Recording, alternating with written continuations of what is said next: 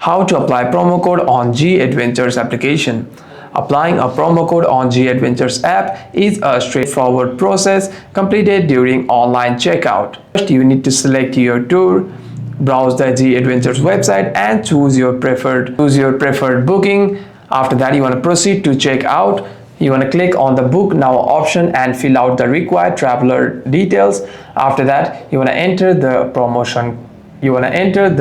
code. During the checkout process, look for an input box labeled as promo code or discount code, which is typically on the basket or the payment page. After that, you want to simply tap on apply and verify. After that, you want to simply apply and verify. Type or paste your code, matching every words and letters, even the capitalization of the letters. After that, you want to simply click on apply and confirm the discount. And confirm the discount reduces of your order total before paying. And confirm the discount reduces your order total before paying. Hope this video was helpful, and if you have any further questions, make sure to leave a comment down below.